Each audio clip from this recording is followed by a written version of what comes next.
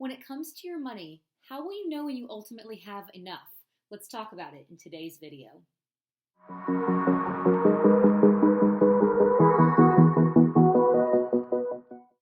Hi guys, I'm Katie Mild. Welcome to this week's Money Minute. So today's topic was inspired by a fabulous read that I'm working through right now. It's called The Psychology of Money by Morgan Housel, and I'll link it below in the comments. This past weekend, my husband and I sat down to review our annual financial goals, and this is something that we do regularly. We sit down, we talk about what we're saving for, what we're planning for, and we assess how on track we are, how we're doing. Every time we have these discussions, I come away and I tend to go deep into my mind and I think for several days after, and I mull over what our future is going to look like, how we're achieving our targets, and how we're doing.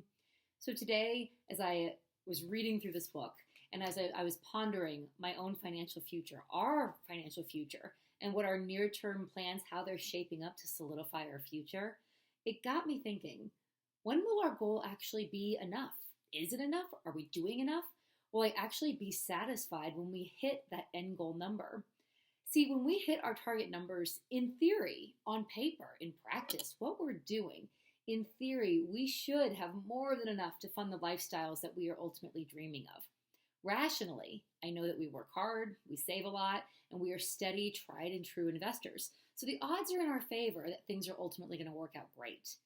But there's always that little voice in the back of my mind that does ask, well, but what if?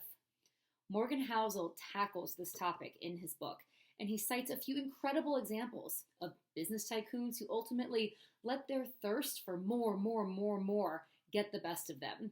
Two extreme examples he cites are Bernie Madoff and Rajat Gupta. Pretty extreme examples. I'll put a couple links below if you want to read more about their downfalls. Both of these professionals, former professionals, started their careers actually honorably and honestly, and both found great success in the work they did early on. But as time went on, as ego grew, something took a hold in both of them, and ultimately, unfortunately, greed won out, and the rest is history. Again, you can read more about their stories in the links below.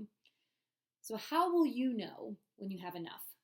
Goals can change over time, and that's okay. Goals should change as we evolve.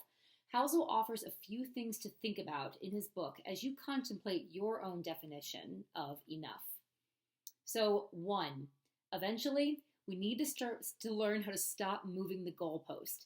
Yes, it can be incredibly motivating to reach a goal and then reassess, reset that goalpost, and start again. You can do that on certain things, and maybe certain things you can do it over and over again. But when it comes to our finances, if we do it over and over and over and over again, it can also be a primer for building a scarcity mentality. And essentially, it can feel like you're beating yourself up. At some point, when you reach that goal, you don't have to move the goalpost anymore. When will that point be? 2, stop social comparison. There will always be someone richer, prettier, smarter, funnier than you, and that's actually okay. Focus on your life and focus on watering your garden and not looking over the fence at your neighbors to see if their grass is greener. In the book, The Psychology of Money, Morgan Housel cites baseball, for example. A baseball player coming up, a rookie, may make something like what, $500,000-$600,000 a year? To the typical person, that sounds like a lot of money. But when compared to the hundreds of million-dollar contracts that some of the pro players earn, $500,000 can just feel like not enough. But in reality, $500,000 is a lot of money for anyone, right? So stop social comparison. Number 3, understand that the concept of enough is not settling.